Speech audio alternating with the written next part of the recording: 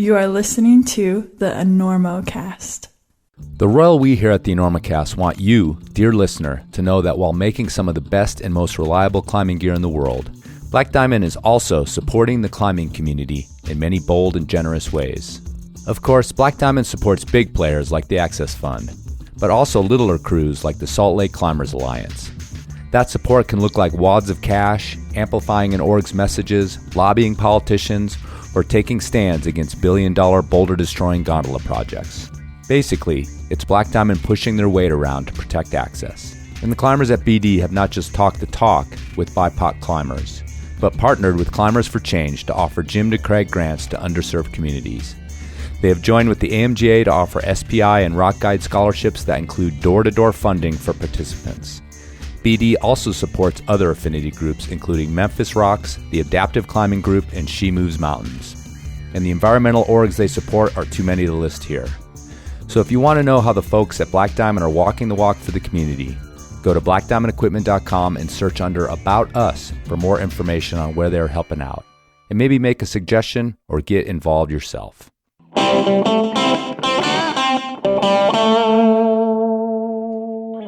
Well, howdy, folks.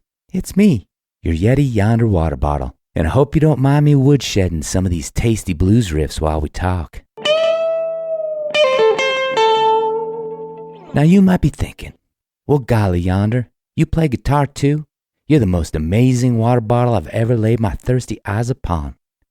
And while it's true, I am amazing, it's not my guitar chops that get me there.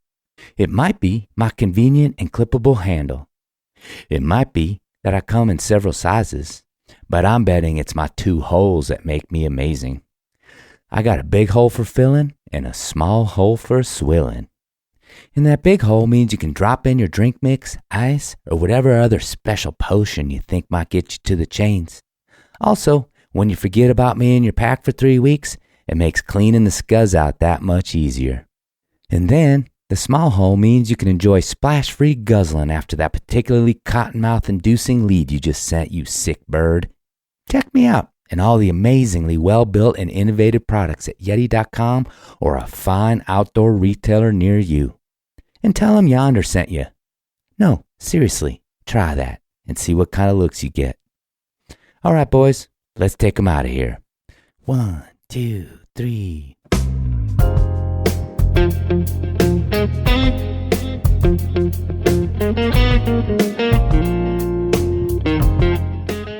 We gotta get Listen, where are you playing in town? You playing here? We're doing the Enormo Dome, whatever it is. It's terrific. Oh, It's yeah, a the big house. We place, sold that it out. side of town. That's a Very big nice. place. You sold What's it that, out. 20,000 seats? We really should. Look, you better get up there before you panic. Those pens are loose. You're very good. I have really enjoyed climbing with you. We'll make it. I don't think so. But we shall continue with style.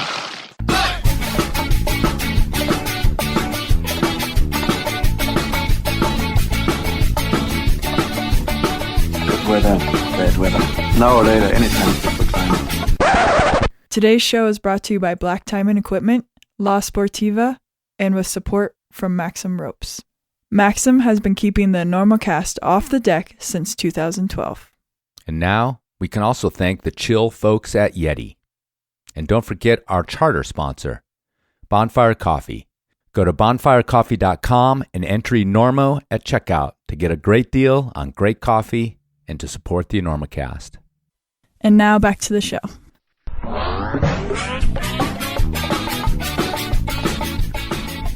Hello and welcome to the Enormocast. This is your host, Chris Kalous. It is November 8th, 2023, about 1 o'clock here in Colorado, and this is episode 274 of the Enormocast, a conversation with Swiss climber, alpinist, guide, Roger Schaeli. That's right, connecting across the ocean with Switzerland for this one. Listener suggestion, and when I got it, I immediately popped onto Instagram and sent Roger a message, and within minutes he said, yeah, sure, I'll do that, which is the kind of response I like. I appreciate it. People don't beat around the bush. Anyway, we had a really good time, and I totally appreciate the fact that English is his at least second language. I think there's a few more ahead of it, actually. But he came on and gave us a good hour and 15 in English, which I appreciate. I'm sure that gets a little bit tiring after a while. Anyhow, before we get to that, I want to remind you that I'm going to be at the Michigan Ice Fest. The Michigan Ice Festival is February 7th to the 11th, 2024. I will be there in an official capacity doing things. I'm not exactly sure what those things are. Some live stuff. I'm not a speaker. I think we're doing like some separate breakout sort of Enormocast things. And, I'll be hanging around drinking coffee, drinking beer, complaining about the humidity, whatever. I'll probably go ice climbing too. Yes, sirree, going ice climbing. So if you're interested in that kind of thing, my Midwest homies, I've got a really great following in the Midwest. I think podcasts are part of your daily climbing psyche more so than maybe out west where it's easier to go climbing. But yeah, I know you feel lonely out there in the Midwest sometimes as climbers. Also, it's kind of weird how, especially in the upper Midwest, there's sort of this just general disdain from the populace about exercise. Have you noticed that? It kind of happens out in the West too with the hardcore rednecks. Like they see you riding your bike or whatever, and it just makes them angry for some reason. They'll buzz you with their truck or roll coal on you or whatever it happens to be. Yeah, it's weird. Just like this anti-exercise, even if it's someone else doing it. So anyway, I feel you guys in the Midwest. So what I'm here for is try to insert some climbing psych into your daily lives when you can't get to whatever little crag you go to. I know it's hard for me not to go off on your climbing opportunities. I'm sorry. Anyway, I'm more commiserating than anything. So come check out the Michigan Ice Festival and say hi if you're up there. We can get drunk and argue about how great the climbing is in eastern Minnesota or wherever it is you live. February 7th to the 11th. All right. Let's get to Roger Schaeli. Do you know that name? You've probably seen pictures of him. Big smile, curly hair, not small muscles on this guy. And of course, since he's Swiss, he'll be in perfectly fit, very high-tech, brightly colored clothing. The Europeans in general seem to love the brightly colored clothing, don't they? Not so much over here in the U.S. I'll admit I get a little intimidated by these people. They seem to have been bred in a lab to send gnar, and it doesn't have anything to do with the junk show type climbing that I do. But as soon as Roger came on the screen, I knew that I was just talking to another dude who loves to climb. And as usual, I found more in common with this guy than not.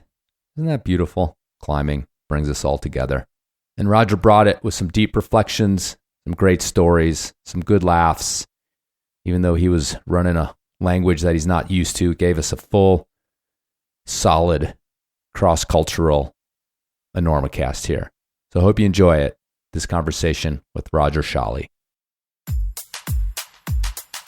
When you pull a new pair of mountain boots or climbing shoes from the box, do the possibilities for adventure seize your soul? Do you deeply inhale the essence and quality through your flared nostrils? Do you have to quell the urge to strip to your skivvies, pull them on, and bound around the house like a proud, lithe gazelle, shouting, "Look at me, look at me, look at me, I'm free"? Well, if you answered no, or even maybe, to any of these questions, then you're probably not wearing Sportivas. Yet. You see, the euphoria of getting a new pair of Sportivas, the quality, the style, the reservoir of potential energy simmering in their souls has been known to inspire mania, from the crustiest alpinist to the most sullen, sad-faced sport climber. So if you want to feel unadulterated, childlike joy in your life again, well, maybe put down your phone for 5 goddamn minutes. Or go to Sportiva.com, or better yet, your favorite shop, and stop, stare, smell, feel a new pair of Sportiva shoes. And then hurry to the counter and buy them before security gets there.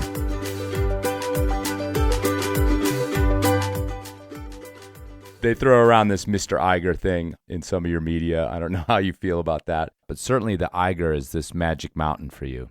This thing that's been a part of your life almost forever.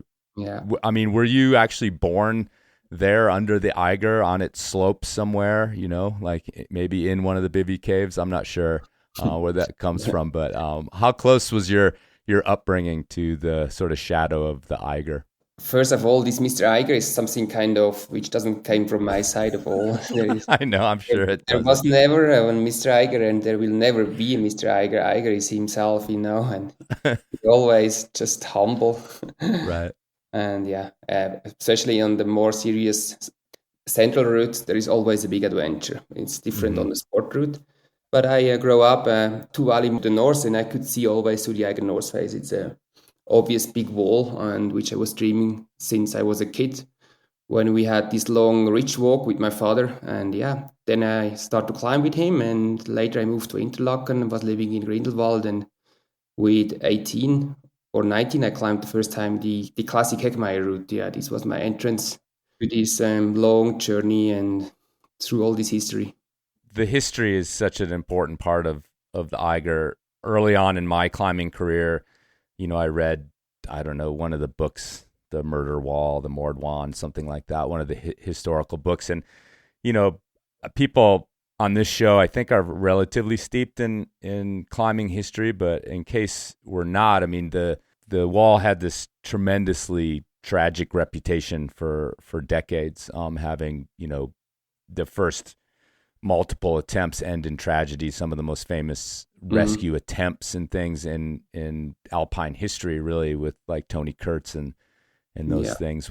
As a kid and getting into climbing and this first ridge walk on it, which I think happened when you were like young teens, maybe 13, 12, 13, something like that. Were you aware as a kid the reputation of this peak, quote unquote, you're dreaming of it? Was that ever punctuated by people warning you or your own warnings about the history of the mountain? And also, if you lived there, you saw what was going on. I mean, things happen on that peak every season, it seems like.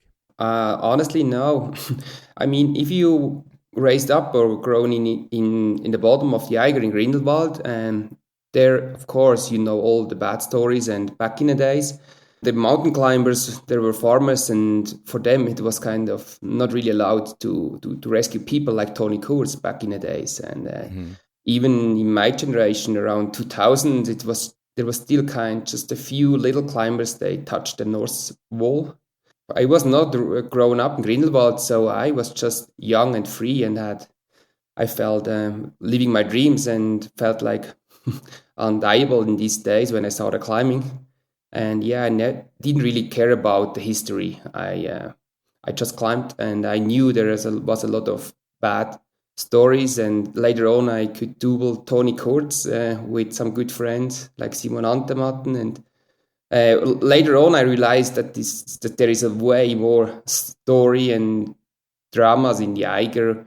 Later on, I started to read all these bad stories. But at the beginning, when I started to climb and to dream, I was just go for it, and also start climbing with Uli there, Steck, back in the days. I helped him on his direct line, the Young Spider, and for me, the Eiger was just a normal wall to express all my needs and skills in winter and summer.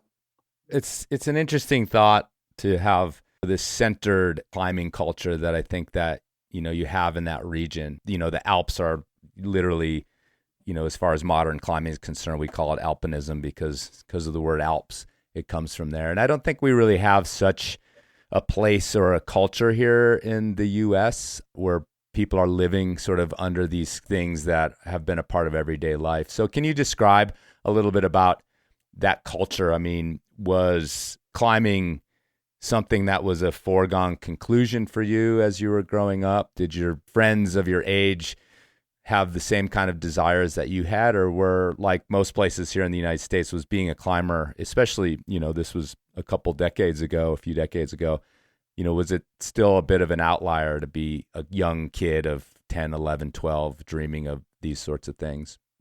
From the Swiss Alpine Club, we have these YAUS teams, and we learned quite from the basic about the culture and the risk from the mountains. And most of the people read the story, and we tell the story further. And the older people, they want to make us aware of the risk we have. And often in our culture, if you're a really motivated climber, to making the step towards a mountain guide, and still there is a big education about risk management and not only pushing and climb hard. Definitely want to say we are having a good sense for for mountaineering Mm-hmm. and a respectful way for it. And when I started climbing, I had no climbing gym around, so I learned to climb in the mountains, and I grew up with all the risk and with the weather and with the rockfall and with the icefall.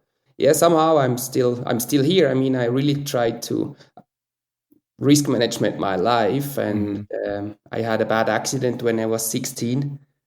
And yeah, I did a mountain guide course with 19 to 21. And I guess because of this education and mountain guide school and with my accident, I learned to be aware that this is not a playground, it's not a kindergarten, the North Face and the Alps. What was the nature of that accident? You know, that would have been pretty early in your career, 3 years. Yeah, I was just 16, and I had for my birthday present, it came from my father, a 60-meter rope. This was new. Before then, we only had 50-meter ropes. And just on my home valley, we had needles that are 30 meters high. And my older friend was for me a mentor. I was proud to climb with him. And nobody learned me really how to untighten and tighten the rope to get lowered off from a single pitch. So I did this somehow, and I did a double check, and I was laying myself back. And the guy had me untied. He thought I will belay him up to the summit, and we will rappel down on the other side, which is a shorter way. So finally, I just fall down, top rope, slightly overhanging. I never touched the rock for 30 meters, and I landed in a steep gravel field. And yeah, this was a close call for sure. Yeah, I mean, what happened? Like, you know, why didn't you die? I guess would be the question. I mean, how bad was your injury? I mean, I still, if I'm up there, it's hard to believe that that you awake after a 30-meter fall, and it's proper 30-meter. It's not 25. And I landed between next to a huge boulder block and in a steep gravel field, and somehow with the rope helped me to not turn around.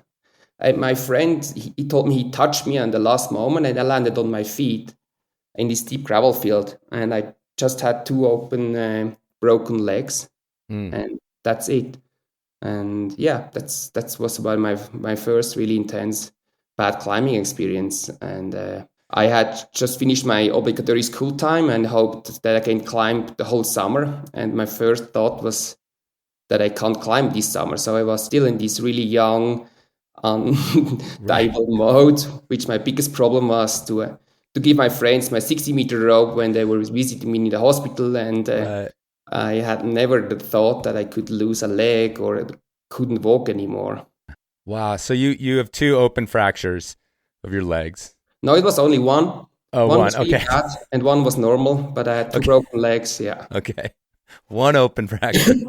Sorry.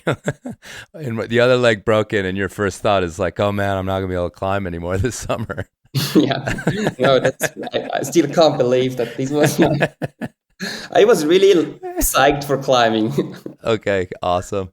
Yeah. That's it. Yeah, it's interesting. I have a story where I had a open fracture of my foot actually from a motorcycle accident, and I was younger than that. I was only in 8th grade, but I was laying in this kind of muddy puddle that I fell into, and my first thought was I have to get the cigarettes out of my sock, because I had them like tucked in my sock. Okay. And I was like, my parents can't find out about the smokes. And so, that's awesome. So it is funny. You're just like, I'm like laying there bleeding, and I'm like, gotta get rid of those cigs. Yeah.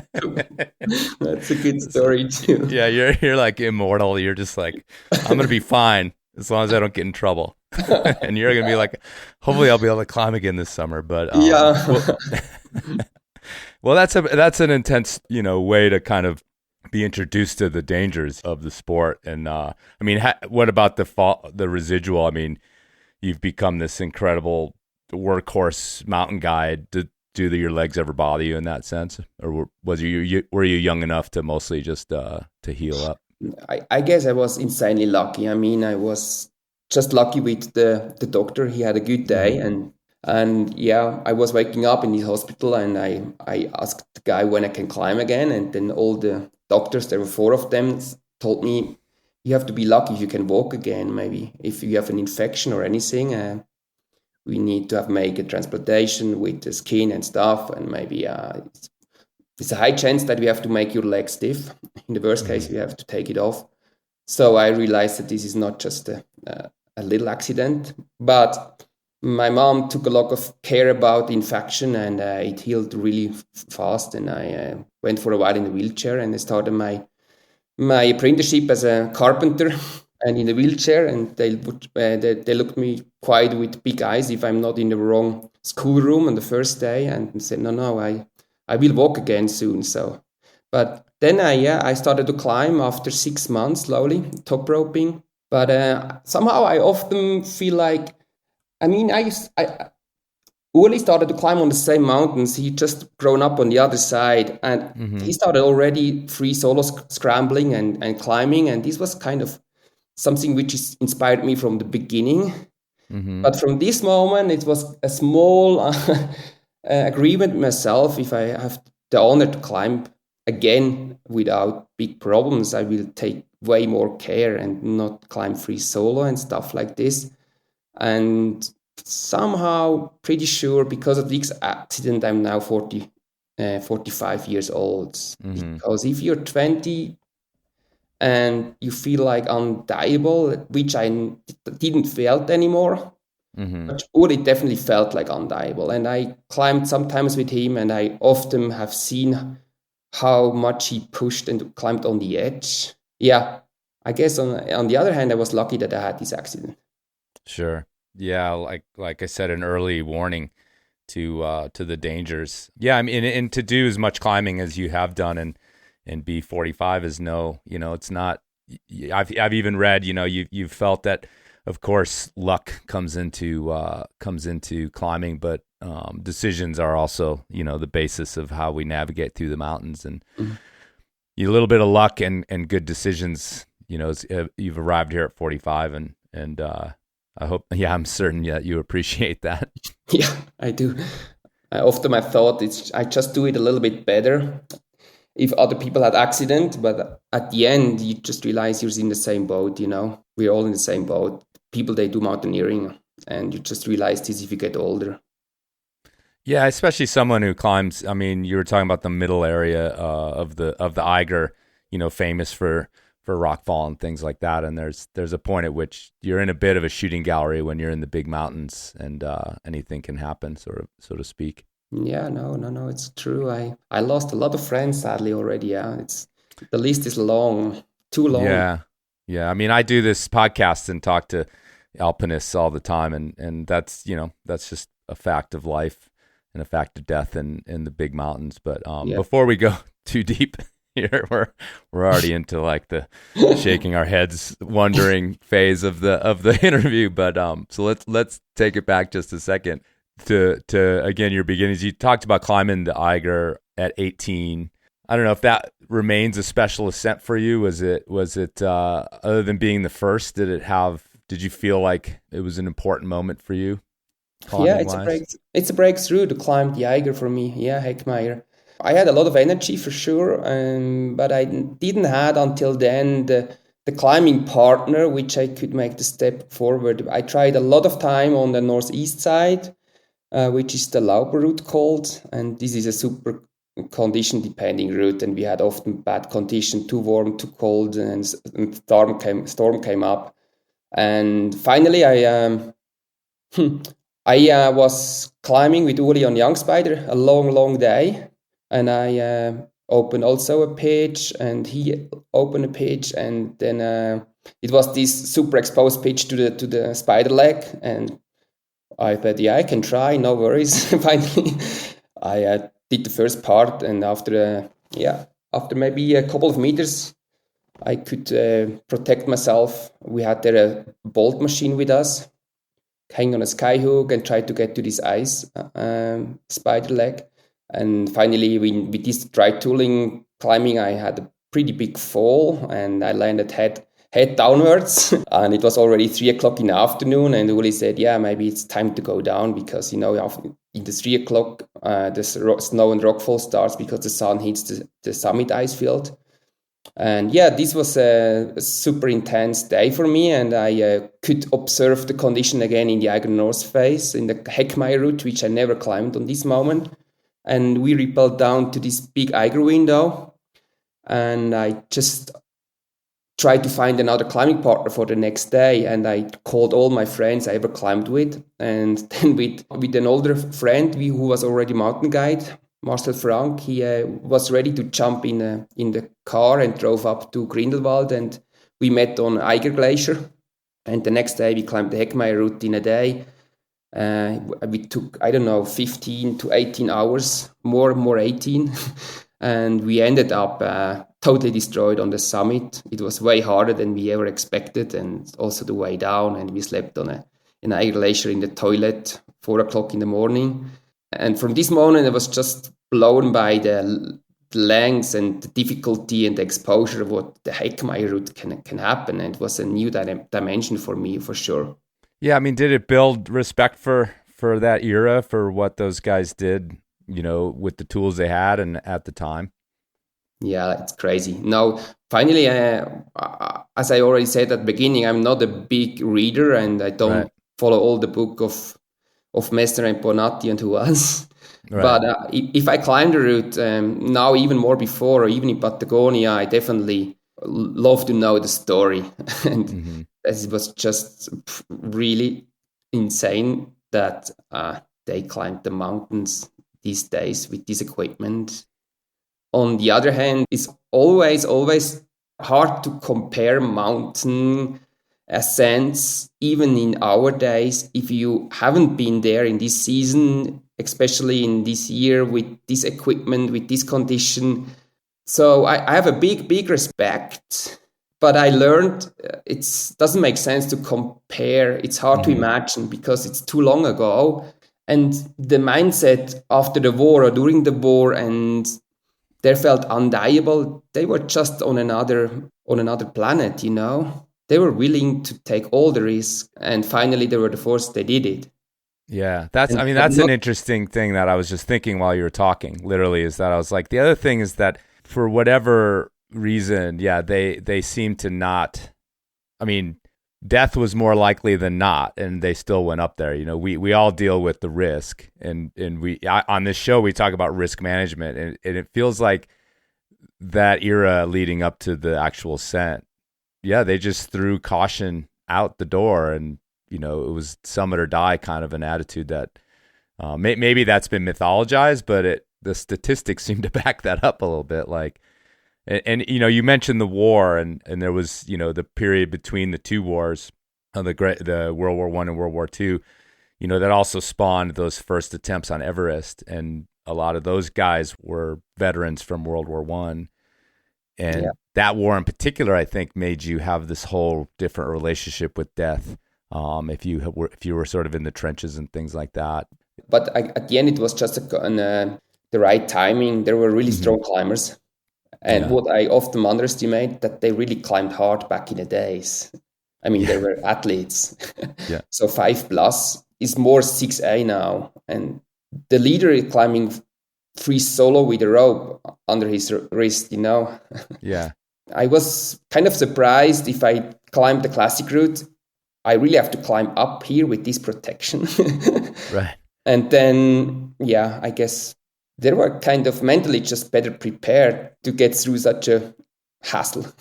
Yeah, sure. Their daily lives were much harder than our daily lives. So yeah, exactly. I mean, that speaks to why, like, a lot of the climbers that came out from behind the Iron Curtain in the 60s and 70s also seem to be a lot tougher than the rest of the people. It's pretty interesting. But let me ask you a little bit more about your progression then. I always have a question about when a climber decides to become a guide, decides that may be a path for them. There's all sorts of reasons people give for doing that. One of them is simply that I want to spend all my time in the mountains, but that also can backfire on people for whom, guiding isn't really their calling. If they're just doing it for the reasons of wanting to be in the mountains, it doesn't always work out that well. So when did you make that decision to pursue the life of a guide?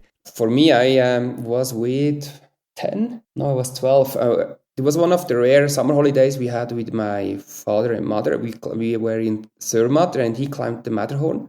I would love to climb with him, but I was not allowed. He climbed with some friends, and I went up to the Hörnli hut, and it was pretty stressful for my mom because I was scrambling everywhere around.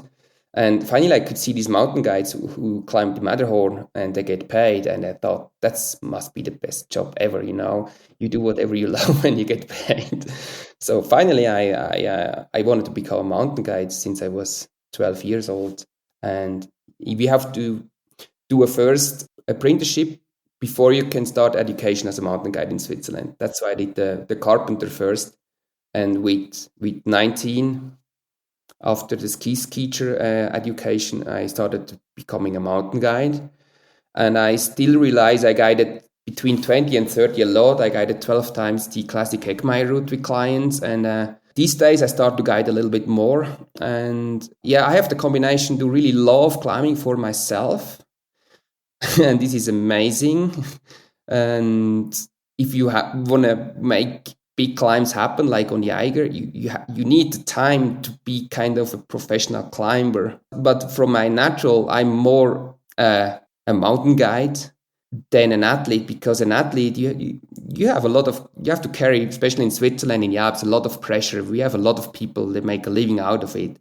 And it often looks way more funny than actually it is, you know. There's always like some pressure there. And yeah, you always kind of a target. The people watch you if you come in a climbing garden, how hard you climb and all this stuff. And I'm not so hard skinned as you should be as an athlete. You also should have some skill for love to be in the central, and you tell good stories and be a little bit of a narcissistic, you know. But I definitely dreamed about being an athlete to fulfill my dreams. But I couldn't understand how high is the price to be an athlete and to be out there and have sometimes the pressure, which is fair, sometimes it's unfair, and sometimes it's just people are greedy. Finally, I find the balance, and I did everything, and I still have a sponsorship, and I'm happy to sign a contract as long as I do stuff which I feel they're worth it to sponsor it. But I don't want to hang on this athlete being, because it's too good to be in the mountains, and I love to be honest and see it objective. How high is my actual climbing level, and how high is my willing to take risk? And I guess as a professional athlete, for me, it's not about storytelling and just make it happen every year somehow. I want to fulfill for myself a certain standard, and I watch in the morning in the mirror, and if I call myself alpinist, I want to be an alpinist and not a storyteller. So yeah, it's a long story, but for and back, for me, the perfect combination is the balance between those two. And these years, which I only did professional alpinism and climbing, I was too focused, I guess, and also get maybe too much inspired or influenced from Ueli's deck, because I'm not Ueli's deck. He is so dedicated, and he never would be a mountain guide. He has no passion with low client, you know. He wants to push hard all the time. And for Ueli, this was the fully right decision. But I guess many young Swiss people or in the Alps, we had a good influence from Ueli, but also for some, it was not a good influence for Ueli, because he wanted to make it too professional. And it works very well for sport climbing. And that's why I love sport climbing. It's so honest, especially competition climbing. But in alpinism, you have to be honest, but the stopwatch is not always the right. And it's so much about a good friend and a good condition and to be ready. So alpinism never make sense to make it a competition out of it or getting Olympic. And Ueli had this kind of vision, which often leads young people to a wrong way. If we want to talk about specific climbs in your life, impossible for me to narrow them down. But I'm going to ask you about one that it spanned, I think, a little over a decade. Your interest in it, and that's the Arawa Spire, in India. Can you tell me a little bit about where that initially fit into your your progression as a climber, and maybe we can talk a little bit about the story of being there and then coming back sometime later, and why that place inspired you and where it came from. I mean, it was still in my point to take the cross from getting to an 8,000 meter peak or to climb technical mountains, which has a super nice looking shape. And I had the offer to go to Everest. This was just after my mountain guide education with 22. So what years about would this be? This was 2002. Okay, so early 2000s. Yeah, and I was forward and back, and finally I wanted to climb technical and to a new area with a good friend, and he was my mountain guide teacher, and we were 3 guys, and we went to this Garhwal Himalaya, and it was my first expedition, and it was just Mick Fowler climbed there are 3 pillars, climbed the east pillar, but the central pillar and the west pillar weren't climbed. So we went there and tried to climb these 2 north faces. Actually, the central one. And yeah, we did this just in a classic style. We did how we climb in the Alps. We climb as free, as fast and as good as we can. And if it's getting too difficult, we start to A-climb. And we did the first ascent of the central pillar. And later on a week, we could also climb the west summit, also over this steep rocky wall. And this was a pretty cool start to climbing on expeditions, and we get nominated for the Piolet d'Or back in the days. And yeah, then I climbed a lot in Patagonia. I climbed in Yosemite. I learned better crack climbing. I learned better 8 climb. I learned better free climb. And finally, I was with Simon Giedel down in Patagonia, and I just watched through my picture of my computer, and finally I asked him if he could imagine to join me on Arvaspire again, to climb our route again, but in free climbing. And yeah, that's how we did. Simon and I are still good friends, and we climbed almost everything together. And yeah, we went back 2008, I guess. And we had a photographer with us, Daniel Ahnen. And Simon and I went with skis to the base of the wall, started climbing, and felt after the first PB not well acclimatized, and decided to rappel down, wait some days, and go back on the wall a little bit later. And when we arrived with our skis to base camp, we met our cook. He told us that Daniel, the photographer, disappeared in a crevasse because he walked up without skis. And he left our track because he has seen our ABC tent closer to the left, but there you could obviously see that there are a lot of crevasses, and he was unroped.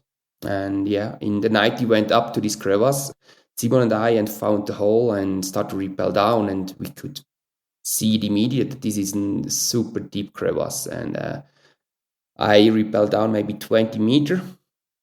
And it was super silent and cold, and you could see everywhere this ice, stalactite hanging, and even the ice which was falling down, you never could find that they are hitting a ground.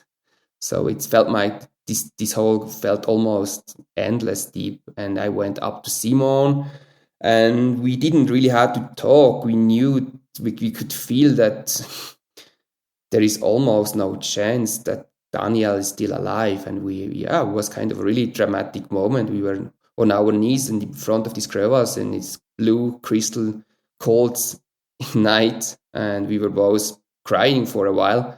And then we continued our rescue to try to get lower and lower, and we couldn't make it down to him. And we tried to repeat this rescue on our 2 only for another 4 days.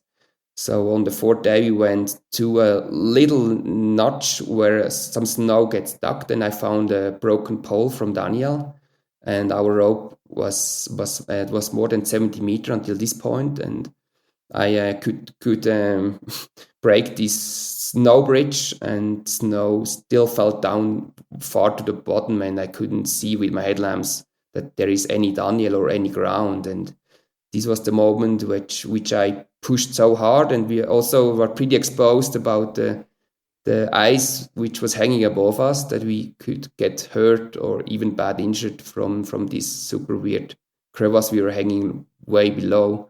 And this was the point where we had to realize we have to let go of Daniel. We will not bring him back home. And this was a pretty dramatic moment.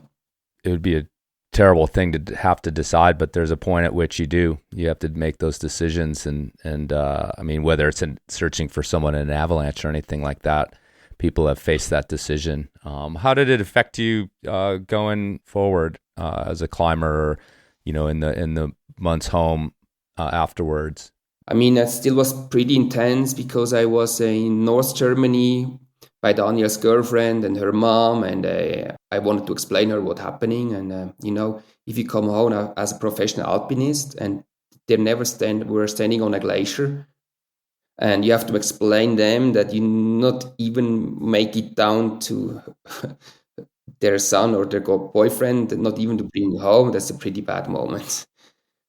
And no, but it took some time, and I'm lucky that I'm kind of rooted in the home valley, which I grown up by my parents. My father lives in a mountain farm with no reception, and I'm surrounded still by really good friends. And yeah, I just take my time off. And I was also in this moment always ready to let go of mountaineering. So if I don't feel it anymore, because mountaineering gives me a lot, but I also in these days I was already aware that it takes you a lot. So you climb your whole life, but there is so much more to discover than just climbing mountains. But finally, I always found it's the best thing I can do. I love to climb these mountains. And I found energy and always the deepness to really do it for myself, to go back on this mountain. And I mean, I have the best moments in these mountains. I feel exposed. Everything which is unnecessarily, which I have here in my flat. I mean, I have the reception, I get occupied. But in the mountains, finally, in a serious role, I just have to become focused. And this feels real. And often we are able to manage it well. And these are the best intense moments I had in my life. And standing with a friend on a summit, make it safely back home, and have a girlfriend who's loving you and can share the other life next to climbing. This gives me a very good, senseful reason to climb mountains. And that's why I always went back to Arva Spire a third time, but this time less for an athlete performance to climb the wall free, which we finally did. But it was more for me because I get a little amulet from Daniel's girlfriend. And finally, a very good friend, Frank Kretschmann, which I climbed a lot, and he's a photographer and filmmaker. He actually should be for Daniel with us on a second expedition, but he became a father. And so that's why Daniel came on the second expedition. And then Frankie said he would join us, and he was a good friend of Daniel, and then had this goal for me to bring this amulet from Daniel to the summit to finally close this story for me, because I was really motivated to go up to the summit and not, if it's get difficult, to just move on to another one. And so we went back, Simon and me, and climbed this North Face again, which is cold and technical. It was not that much fun to get up. We climbed it free. It was not, for Yosemite grade, it was not that hard, maybe 511. But on this altitude, it feels pretty hard. And we make it to the summit free. And we was hanging with a little rope, Daniel's amulet on a summit of Arva Spire. And for me, this was a really important moment to be in peace with the situation that Daniel is still on Arva Spire on the glacier. Simon Gettel, is that how you pronounce it? Yeah, Gettel is difficult to pronounce. Yeah, Simon Gettel is someone whose name pops up. He's Italian, right? Is that He's right? Italian, yeah. He lives in the Dolomites. Yeah, he speaks a weird Tyrolean dialect, and that's the only language he speaks, but he's one of the best guy I know, yeah. Yes, I mean, tell me a little bit about, as an example of someone, who's been a solid partner for you, as an example for what you look for in a partner. These climbs are serious. These expeditions are long. The expeditions themselves, I mean, have their risks without even ever going climbing. So you have to be with the right person, and it's, way more than, going sport climbing or going bouldering. So how do you sort of filter and decide, or more likely, how did it just happen that these strong partners came into your life? And maybe using Simon as an example of his characteristics that make it worth picking up the phone and calling him when you can. I would say I was really lucky with my climbing partners all my life, and I'm happy that I'm mainly a climber who loves climbing a team. It's also cool to climb alone in the mountains. It's more intense, but I guess it's more difficult. For me, it's more complete if I climb with a strong partner, a technical route, because both has to fit. We are two egoists. We are two people. It has to fit everything. So to climb alone is more or less, in this day, if you know to climb alone mountains, almost a little easier, I would say. So this is just a short B-side. I'm smiling because I sort of agree. I love to climb with my Grigri, and I climb 5+ without a rope, no worries. Right. In solid rock, but then I have a lot of ideas to climb a lot in mountains, but to climb in a more serious mountain together, it's getting more difficult, and I realize this more and more. But I often would say people climb alone because it's just easier to climb alone. But I had really good mentors. I climbed with Michal Bitelka back in the days. He's, for me, a climbing legend. He's the strongest alpinist I ever met. He's this Czech. He was moving from Czechoslovakia to Interlaken, and he opened the hardest route on Wendenstöcke and on Eiger, and he opened Corazon on the East Pillar of Fitzroy. And I climbed with him in Patagonia. I climbed with him on the Eiger. And then I have Christoph Heinz is the mentor from the Dolomites. He did the badass first ascent in the Dolomites. He climbed on his honeymoon, Fitzroy, Rio Blanco backwards in 11 hours alone. Still one of the fastest. Is he still married? Yeah. Yeah. That's more the question. Yeah. Anyway. No, and I was lucky. A great honeymoon. I'm just gonna go climb this thing by myself, baby. You'll be fine. No, he's one of the most intuitive climber I ever met.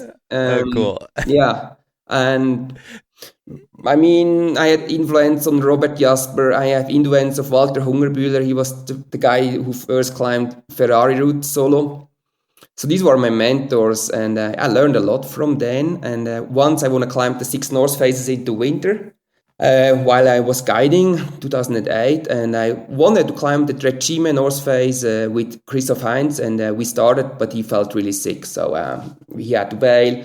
And I was back in Bruneck in the Dolomites, and fourthly I thought if I try alone with the rope, but then he said, you should call this Simon.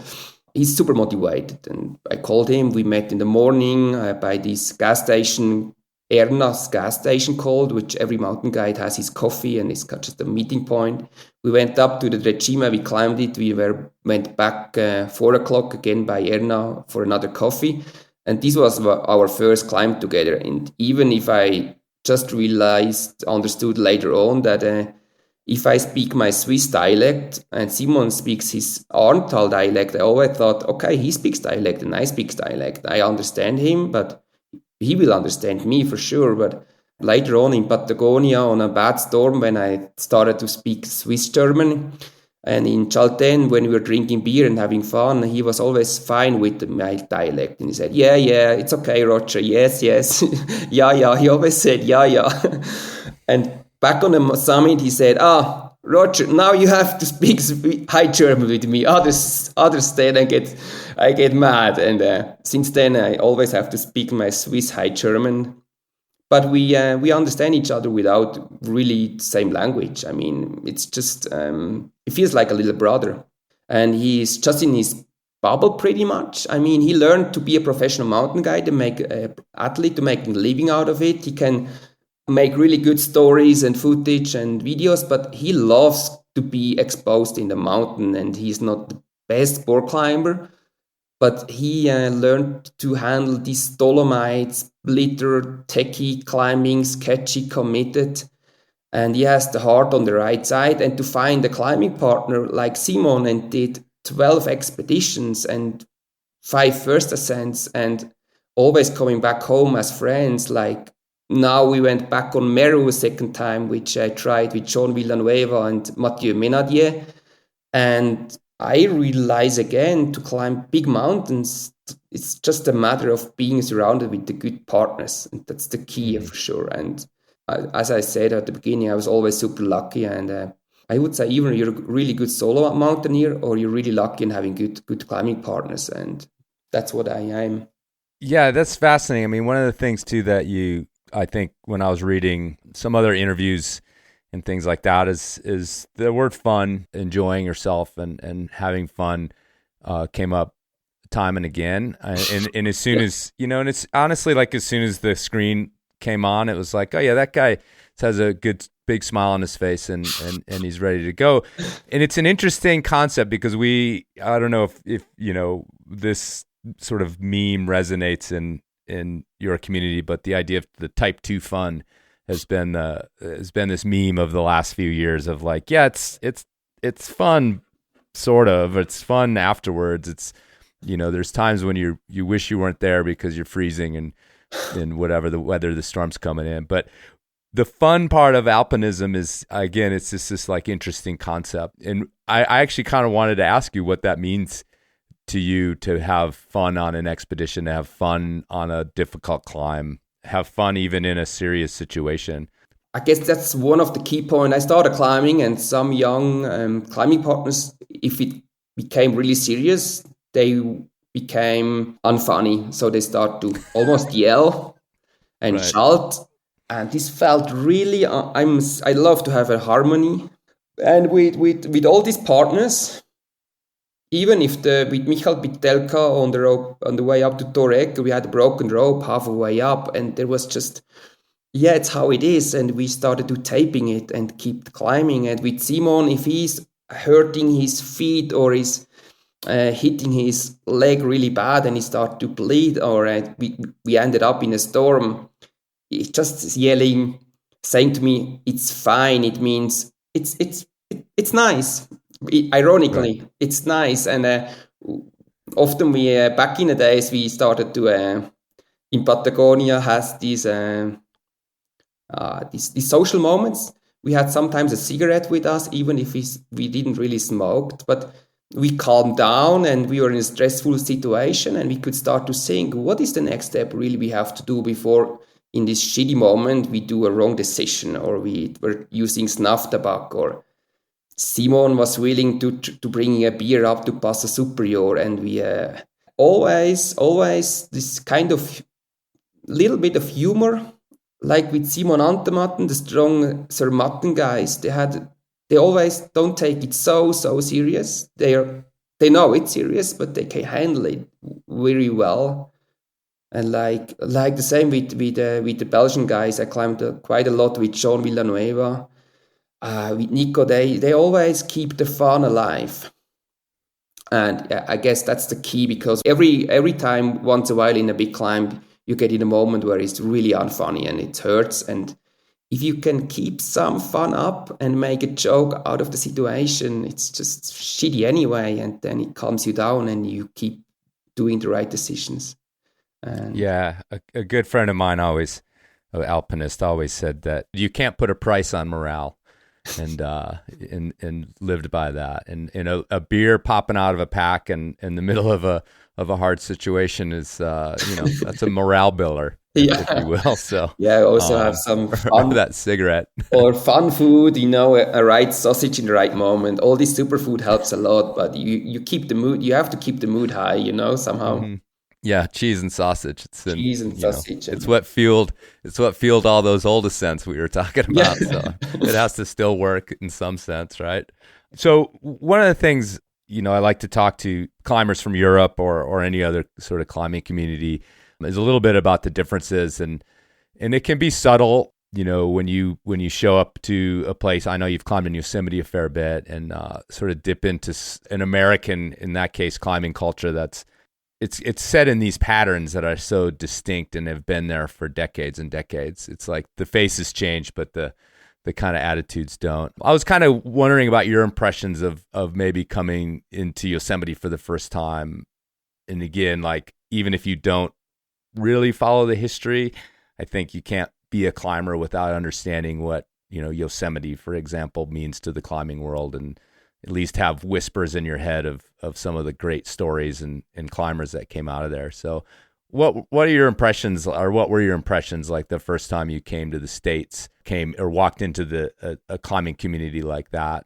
Yeah, it's a good question. I mean, 2003 was my first trip to Yosemite, and like I started climbing in the Alps, I had no idea about climbing history and climbing technique. So yeah, that's kind of pretty stupid, but it's always fun part 2 afterwards. But then later on, I was maybe 7 or 8 times in the Yosemite Valley, and of course I start to read more, and I get these nice guidebooks, and I met a lot of good people, and being in a Camp 4 and listening to, I was knowing Dean Potter pretty well still then from Yosemite and Patagonia, and the Americans are really good in telling stories with the Valley Uprising. You start getting more into it, and then I felt a way bigger respect about this granite climbing, because we are kind of really good all-around mountaineering climbers and good limestone climbers in this technique, which skyhooking and go for it and place another bolt. But I always felt more inspired about what I was not so good in climbing El Cap, fast and smooth and free climb. And I always get my ass kicked so bad. The first 2 weeks, I had too tight shoes, and I couldn't climb off-ways. And I compared 511 with the French grade, and normally I climb 7C without a big problem, 8A if I'm in a good shape. But here it's not. And I did all this mistake you ever could do as a young climber in the Yosemite. So I tried to climb this Astroman. I climb freerider on site, which I had no chance with prima ballerina shoes and with shorts and with shirt. And so yeah, no, but still this year I was back in Yosemite, and I climbed again these snows for the 3rd time. And yeah, I climbed it 2 times in a day. Now I climbed with my girlfriend with holing, and we had, of course, 2.5 days. And yeah, all these local SAR climbers, they just crash beside you and climbing in a half a day. That's just normal. And I still love how confident they feel in this 510, 511, 512, which we don't have the meters of this proper granite, slabby, slippery climbing. And it's, for me, it's always more inspiring, which I'm weaker in. I want to tell you this story because I was listening to Alex Honnold's podcast as well, and they describes about technique converts to power with this strong 60-year-old sport climber from Vegas. And Alex, on one point when I was listening while driving a car, he's saying me it was about the harding slot on Astroman. To imagine you climb this on layback, he's such an awkward imagination to climb it. And 2003, when I went up and I had no mentor in the Yosemite climbing, I was stuck there in this harding slot. No, below actually you can easy rest.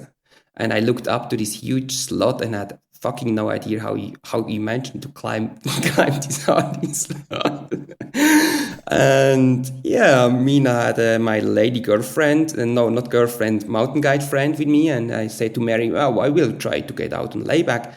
And I went out, and I started to sweat in the sunrise, and I tried to climb back, and then I realized like I have no chance to climb it back. And these days I was often going fully in, like it was 24, and I start climbing, keeping up on this edge on the harding slot. And it get harder and harder, and I was sweaty, I was screaming, I was my hardest climbing moment ever. I really almost started vomiting at the anchor. I did like a last, like on sport climbing in Kalymnos, a last desperate dyna move to the last hold, and I could grab it. So this was my most extreme, intense climbing moment ever, to climb this fucking Harding slot. I never went back on it because I still so traumatized about. But I just remember when Alex said about, is there a guy out there who probably climbed the Astroman on layback who could be so stupid? I just had to start a big smile, and maybe I remember when I speak with you, I tell you this story on a short moment.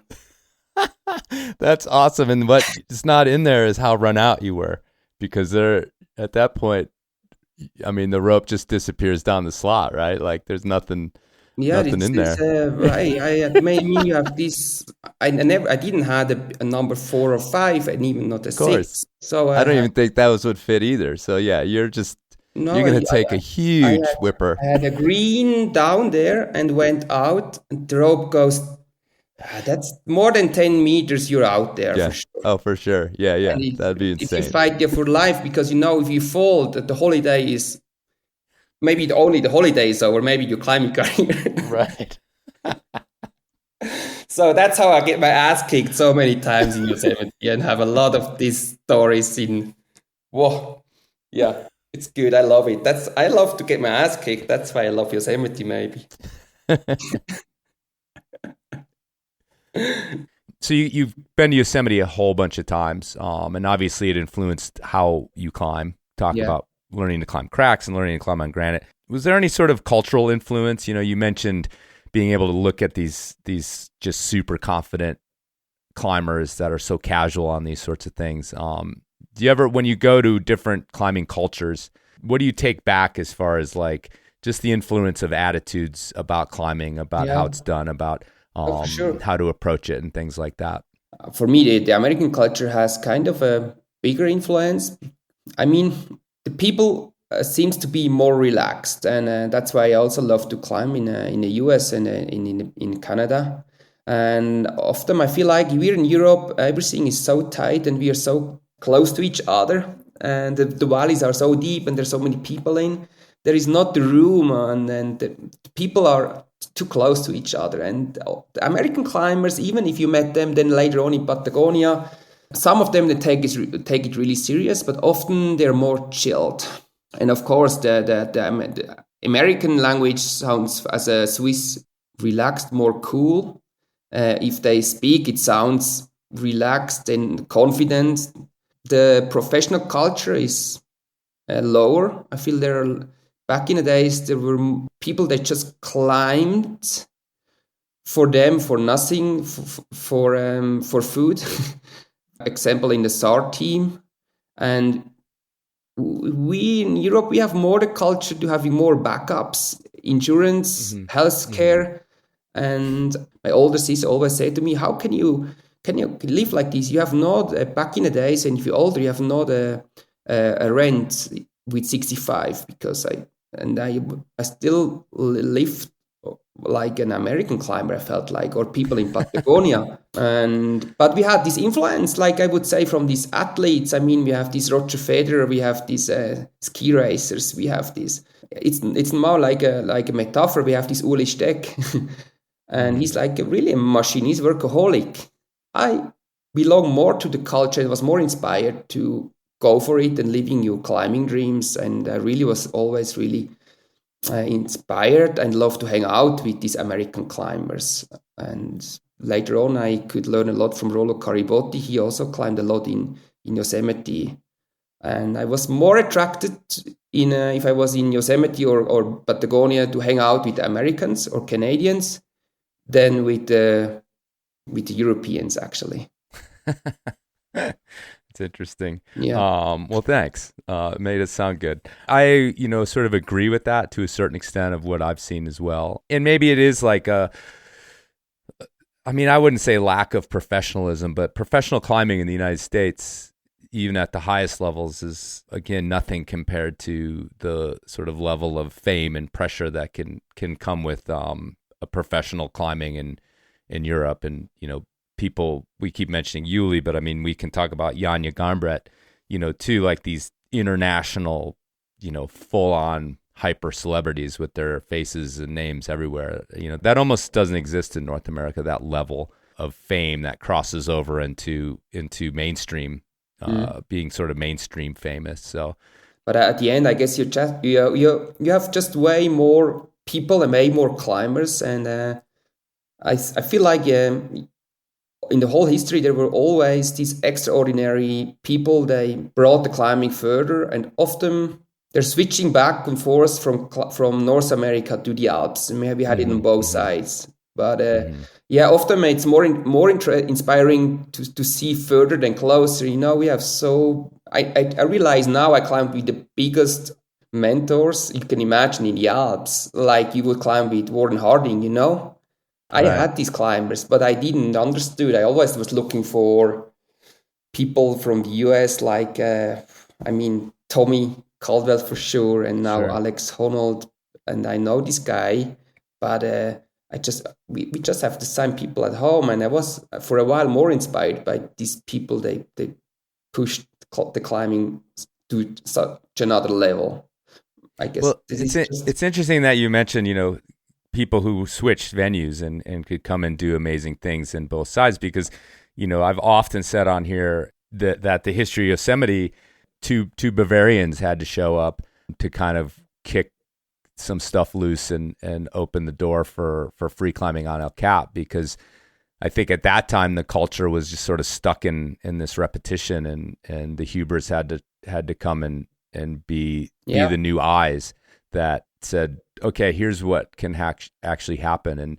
And that's an interesting thing about cultures everywhere, is that they can't get into, setting up rules for themselves that you're not allowed to break, or setting up kind of these ceilings that nobody wants to go past. I mean, even the history of grading, where no one wanted to go to 510, and so now Yosemite has these 5.9 pluses that'll that'll basically grind you into dust. So it's just an interesting perspective, and a thing I like to talk about is these sort of culture integrations that happen. But I just for and back, Alex was kind of really extraordinary good climber, and it was the right timing. He is a super smart guy. I climbed with him my first time in Patagonia. I climbed with him. Then he just climbed the Hustle Brundle free solo, and he's a mathematician guy. He counts, and it's really inspiring what Alex did in Yosemite, and Thomas as well for a long time. But there was just this little open door, and just at the right timing. It was a coincidence of luck, because I thought the Americans were just there. It was just these couple of years, nobody really pushed. And this can happen now in Chamonix or in the Eiger, and now the world becomes more and more international, that so many Americans live in Chamonix, and now the Chamonix people are going climbing Yosemite. But Alex and Thomas just hit this little gap. And later on, they just start to wake up the way more Americans. And I don't know if how much that Tommy get influenced of these guys, or he had other mentors for sure. There's an expedition that comes up again, sort of stands out, an expedition to Greenland in 2010. Yes. Is that a standout expedition in your mind as well? I feel like climbing this Grundwigskirchen is a 1,400 meter wall, virgin. Wow, and we're pretty lucky we could climb this wall on free climbing, and we had a great team. Simon was with us, Daniel Kopp from Zillertal, and Thomas Ulrich, he's a mountain guide too. He's an expedition specialist, and we're kind just of an amazing good team within a pretty cool place. And later on, I climbed so many good climbs, which if it went too smoothly, I just take it as granted. It was it went too easy. Oh, really? If I remember way more when I I grown way more on a Japanese direttissima on the Eiger North Face, which I climbed almost free on the first time with Simon 2003. And it took me 6 other seasons with Robert Jasper to climb this missing fourth last pitch on the summit free, which we need to have all the condition and the shape. And for me, this is Greenland is from the experience and from the good memory, amazing, but it's not who made me another climber. Well, tell me a little bit more about the Japanese direct. It's a route, I think, from the late 60s in the Ma, in the sort of middle of the Eiger, an important ascent at the time. I think, again, one of these ascents that, started to, in a sense, like break the myth a little bit or open the impossibles on the Eiger. And there's sort of a series of those through the 50s and 60s. But tell me a little bit about that Japanese direct and what inspired you about it, and a little bit more about the learning that you got from it. But I tried it there to climb a winter ascent, and there is this 250 meter slightly overhanging super technical wall, which is called the Rote Flu, red wall. Right. And the guy, 1969, it took them 2 weeks to aid up. Finally, they just did a bolt ladder up there with these 5 or 4 mil pitons, and we aided up, and we on the last pitch we hauled up our bag and we lost our bag, and we had a cold bivy on top of the Rote Flu. And the next morning we had to rappel down because we had no ice gear. I could see in the daylight that this is just an amazing limestone wall, which it made sense for me to go back and try to climb free. And I asked Simon Antematten, and we spent a lot of time in this Rote Flu to find a free climbing variation. And we had the rule to not add any bolts. So it took us a long time in this amazing summer 2003, and finally we climbed it to the top, total in 2 days. And on the very top, on a Sphinx pillar, this kind of a 6C, which is low quality rock and bad protectable. And I ate it up finally. I didn't went Muerte, and I went up safely. And we had also rockfall because it was super warm. And we were just super lucky that we just went up through this wall. And in this moment, we didn't really care about that we didn't climb this last pitch, Red Point, and went to the summit. And when I look back, this was one of the best ascents I did on the Eiger compared to the boldness and the luck and the grit we had. And we missed 1 pitch out of 45. And and that's why I feel sometimes it's overgraded, the Red Point in big serious mountains. Right. This is a little B-side story. I feel it like it's always really, really important that you explain how it really was. You have to be super honest. It's important, free climbing, Red Point climbing. But sometimes Red Point climbing, if it is not in Retikon on Silbergeier, it comes to bigger mountains like on the Eiger or in the Himalaya or in Patagonia. If there is missing a 1 red point, the big media, 8ANU, they don't care about if there is missing 1 red point on 45 pitch. And we get quite a bad influence of making it happen to climb all the routes free. And if you missed 1 pitch, it was just almost for nothing. And that's why I feel like young people, also on the Eiger, sometimes they bailed on bigger routes because they underestimated and they didn't try to get up and learned and took more effort and tried an easier route, which they could send and Red Point, and they had a big article. So that's just a little B-side story. So I really feel like it's cool to climb everything free, if it makes sense. But to climb as much free as possible, this should sometimes become more attention, I feel like. And to climb 6 more years with Robert Jasper, to climb this, we did a little more director variation on the Rote Flu, and finally you had to fit everything together to have the right condition. And finally I could climb this 6C free. I learned a lot in the mountain.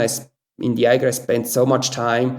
I was more relaxed. I could protect better. I was less stressed. So at the end, it was not so hard. I could feel that I did a step forward as a mountaineer, climbing in this alpine, limestone, serious, shady, wet, icy, dry in this kind of climbing, I was on another level. But compare again to 2003, this was just amazing. And 2009, we did the first repetition of the Japanese, and we had quite a big news in the Alps. But for me, it doesn't make sense, because the big news should be 2003. And with the amount of time we spent for 6 other seasons to climb one more pitch tree is almost ridiculous. So we should go to Yosemite or to the Karakoram and climb more. So sometimes, that's my story about the Japanese direct on the Eiger. Yeah, then it's like, I always say, it's like you get to the point where, you know, the old time card that you punch when you used to go to work. I don't know if you ever had to do that. Yeah. But, you know, you press it and it punches your time. It's like you got to set one of those up at the bottom, because that's kind of what it starts to feel like. You're like, all right, here we go again. Yeah, no, we back to work. Honestly, I could say sometimes I'm a little bit really proud about the Japanese, and I really have this good side that I have a hard time to letting go a project which inspires me. So sometimes it also would make more sense to move on and let it be. But beside this time we spent and PV on the Eiger, the Japanese was wet, we started to open a route which is now the nicest multi-pitch route on the Eiger. This is Odyssey. So if I'm honestly, we did in these 6 years almost a B-side project. So and now this is really amazing free climb kind of series up to 8A, and that's the full story actually. Real quick though, you talked about imposing the rule to not put any bolts in on the Japanese on the rope flu. Like, what did that climbing look like then? Are you banging in pitons on the go? What did that climbing look like? It sounds intense. Yeah, no, it is something like that. Tense, but after a couple of days, you get used to the Eiger North Face that there is on the left side. On the Hinterstoister, some rockfall, and you get close to the wall, and sometimes you have some rockfall over the wall, but it's deep enough. And there are a lot of old bad pitons. If you clip them all, there is a high chance that a lot of them hold you fall. Sure. And on the anchor, we were kind of advanced enough that we find with camelots and some pitons a good enough anchor that the anchor is safe.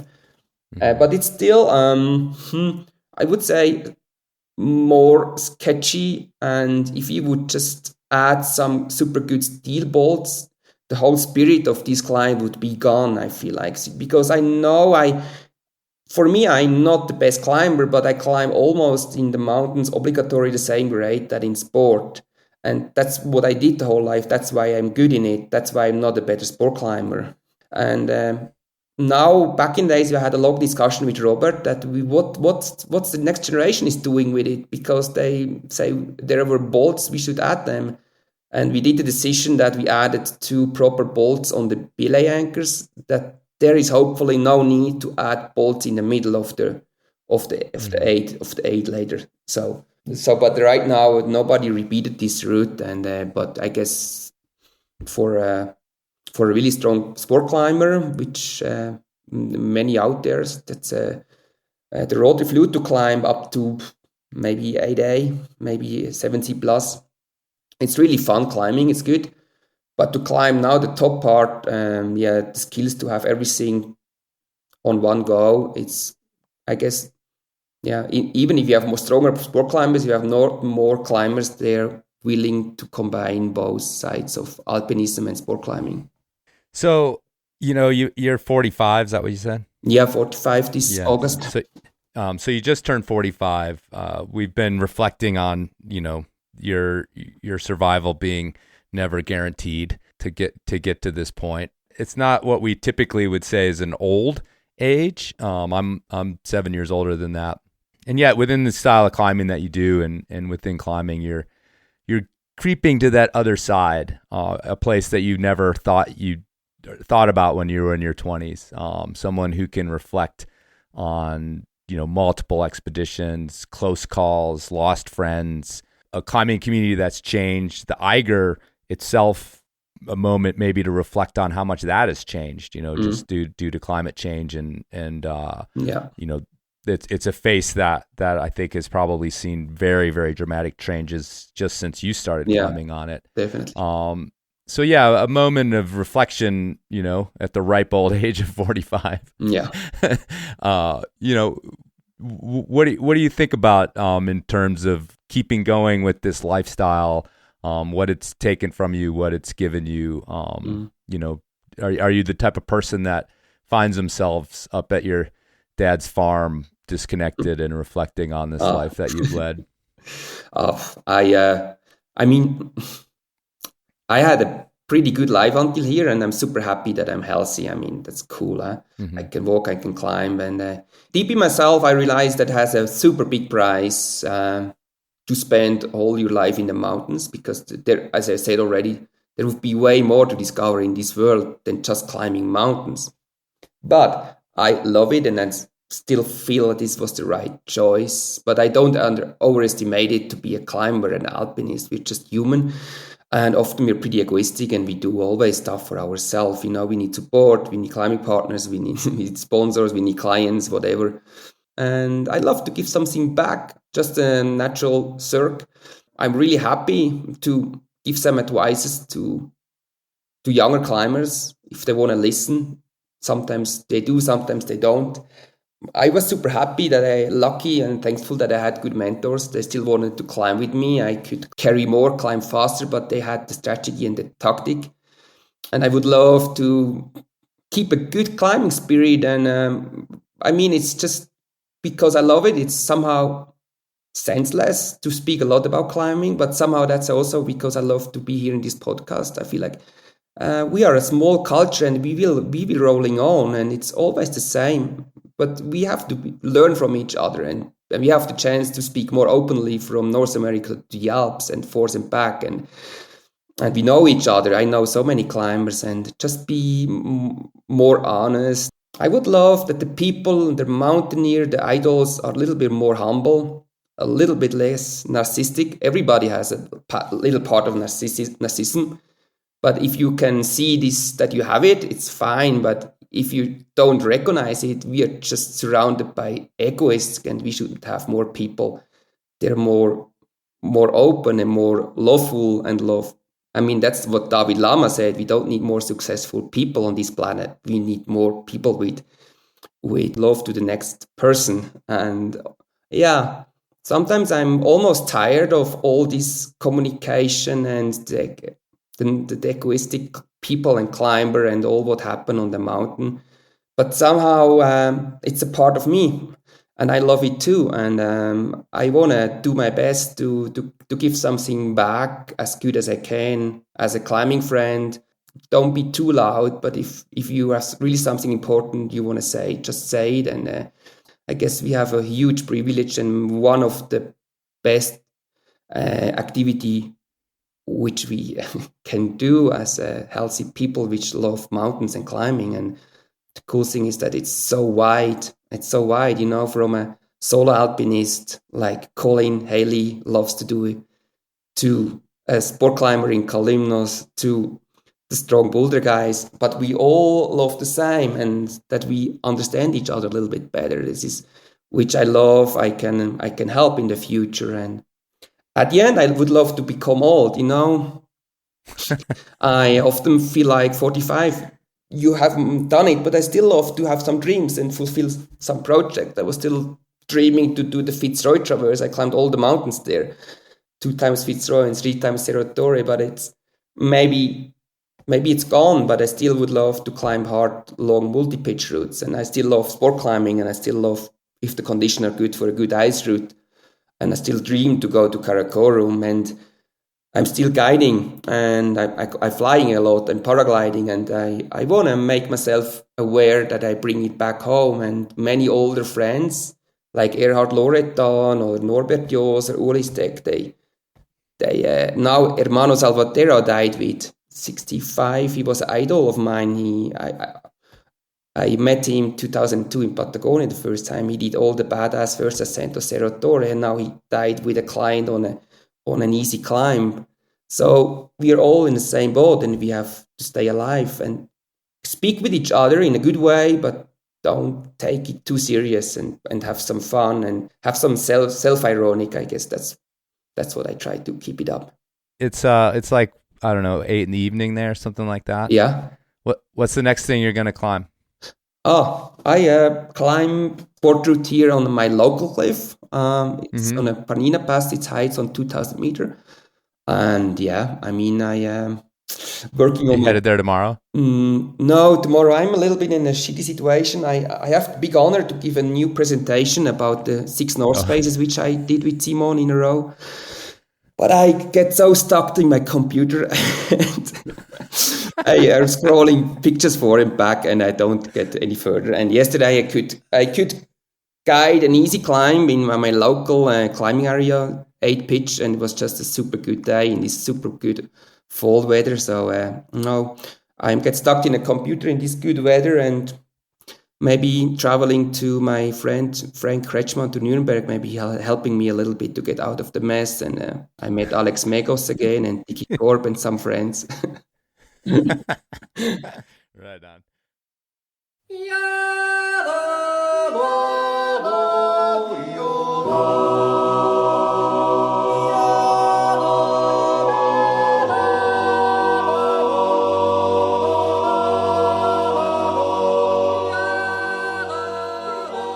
All right, folks, thanks for listening, and thanks to Roger for connecting, blowing off, making his slideshow to talk with us for a little while. I was happy to be his procrastination.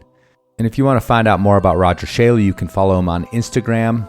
He spells that Roger Schaeli, Schaeli, though I've seen it some places with an A and an umlaut. I think he got rid of the umlaut for us English speakers, so we don't have to dig around on our keyboards, find how to make an umlaut. Also, I make fun of climbers for having out-of-date websites, but Roger's is kind of amazing. It opens with some drone footage of him, I believe somewhere on the Eiger, and there's a lot of great stuff on there. Great footage, great photographs, updated trip reports, not the usual climber blog post from 2017 that says, well, I haven't posted in a while. Anyhow, check that out. It's rogerschaeli.ch. But if you Google Roger Schaeli, no matter how you spell it, you'll probably find his stuff. And I loved in that interview some of the words that he made up. My favorite one was undieable. Much easier to say than immortal, and much more descriptive. I think much more accurate to climbing, undieable. It's more frank, less mythology. I almost named the episode Undieable, but I don't want to make fun. All right, folks, it's November, the dark time. Ice climbing is on the plate for a lot of people out there. Not necessarily for me, at least not till February when I go to the Michigan Ice Fest. In the meantime, the western slope of Colorado has great winter climbing. Winter rock climbing, that is. So whether you're a sun seeker or if you're hiding out in some deep, dark gully, don't forget to check your knots.